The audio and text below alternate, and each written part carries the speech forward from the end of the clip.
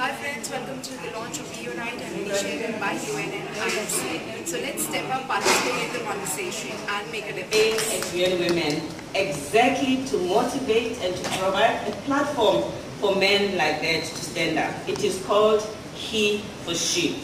He for She #1, who was the first one to sign, was none other than our General Secretary, Ban Ki-moon.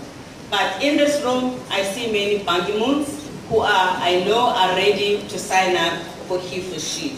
As He for She, we expect you to make a commitment on the areas of gender inequality, including ending violence against women, that you will take action in, either in your company, in your community, or you will motivate and mobilize others to take action.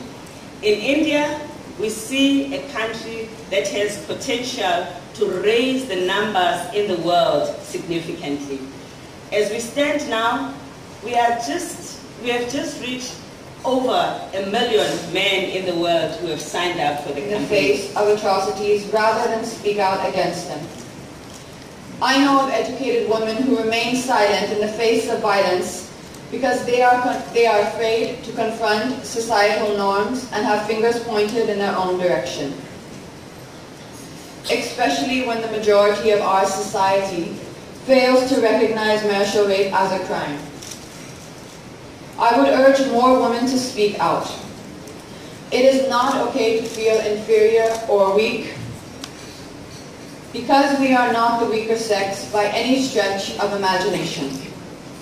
We may be more emotional, but that is what makes us caregivers and mothers. If you ask each person sitting here today who is the strongest person that they know in their lives, I think the unanimous answer would most likely be that it is their mother. As it is in my case.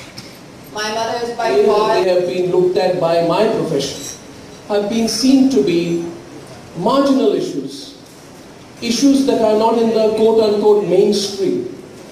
But I've seen, and I don't know if you agree with me, but I've seen this in the last 3 years, that ever since Nirbhaya and before that, we've seen the collective consciousness of this country come forth and say that no, this is wrong. And we are therefore all collectively guilty. We are collectively guilty for making these issues marginal. And hence I always felt that when Nirbhaya happened, it was the collective guilt of a nation that came to the fore and said, this is wrong. I also saw this in the campaign which I had so much of a proud privilege being associated with earlier through this week. Ranjana and Zarina, you know about that. This is the Right to Pray movement. How many of you know about the Right to Pray movement this year? Sabrimala, Shani Shignapur, Haji Ali. And for the first time, wherever I've gone on public platforms, I've said, this is a wonderful country.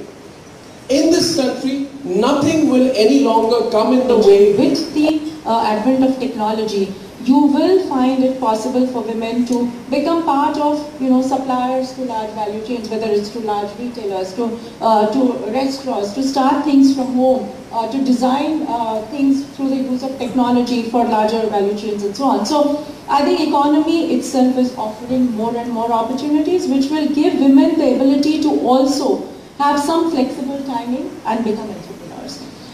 As far as skilling is concerned, I think India per se we need to do much more on skilling. Again, whether it's for men or women. If we have to really ensure that the 12 million people that we add to the workforce every year have to be gainfully employed, we need to really step up our skilling efforts and make them employable and not just educated. But again, I'll give you an example here that we run part of ICSA Foundation as our CSR activities. It is actually a cry of my conscience. It's about what happened to India after the rape and murder of Nirbhaya, and more importantly, how did India change? It's a small film, and it's people who made this film into a movement. Today, with screenings for police officers whose numbers run to 150,000. We're in the curriculum of 200 schools, and we just hope that this momentum doesn't stop, because we are just the storytellers. It's people who make this into a movement.